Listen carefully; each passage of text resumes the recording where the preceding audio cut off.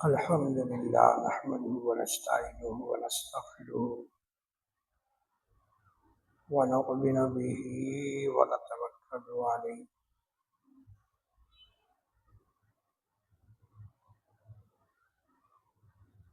مسلمانوں کی تاریخ شہادتوں سے رنگین ہے. کوئی دن ایسا نہیں کہ جس دن کوئی شہید نہ ہوا ہو پورے سال کے اندر.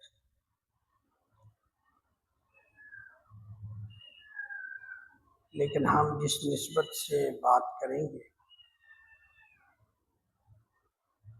میری مراد یکم محرم الحرام اور 10 محرم کے ایام ہیں. یکم محرم کو پیکر اخلاص و جرت کفر کے لیے موت کا سبب، شیطان کے لیے سر درد،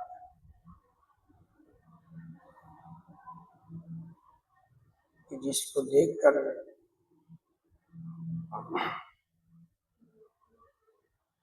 شیطان بھاگ جاتا ہے.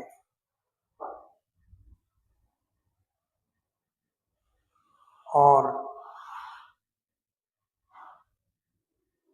مراد رسول، مراد پیغمبر، خلیفہ دوم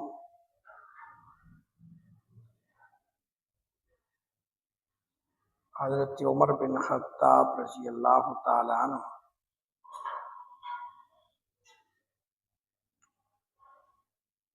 کہ جس کے دور حکومت میں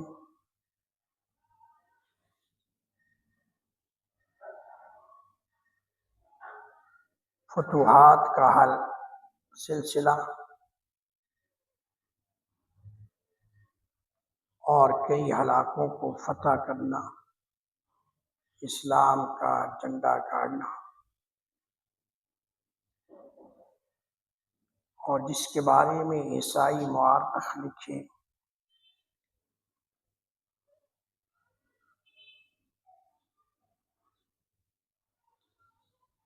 کہ اگر اس جیسا ایک اور عمر پیدا ہو جاتا تو پوری کائنات پر اسلام کا جھنڈا بلند ہو جاتا، پوری کائنات سے کفر کا نام و نشان مٹ جاتا.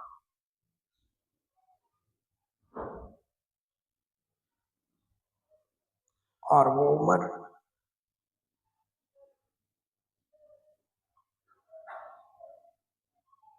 جو کہتا ہے کہ اگر دجلہ کے کنارے پر کوئی کتا بھوک سے مر گیا تو پوچھا عمر سے جائے گا. مراد پیغمبر، مراد رسول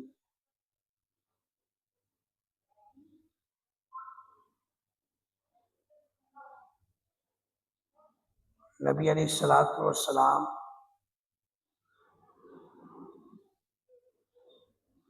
اور مسلمانوں کے لیے بیت اللہ کا دروازہ کھلوانے والا،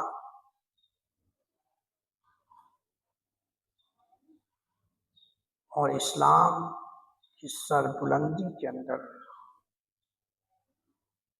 دشمنوں کے لیے شیشہ پلائی دیوار بن کر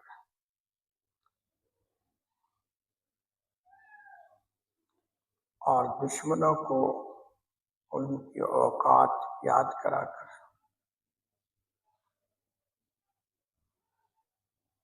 اور دشمنوں کو ان کی حیثیت بنوا کر چھوڑی. جب اعلان کیا کہ کون ہے جو بچوں کو یتیم کروانا چاہتا ہے، بیویوں کو بیوہ کروانا چاہتا ہے، عمر اسلام لا چکا ہے.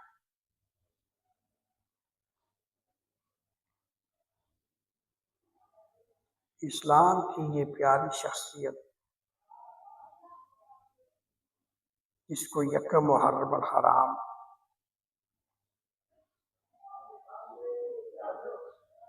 نماز کی حالت میں خنجر مارا جاتا ہے، زخمی کیا جاتا ہے، اور پھر انہی زخموں کی وجہ سے وہ شہادت کا مقام پا لیتے ہیں۔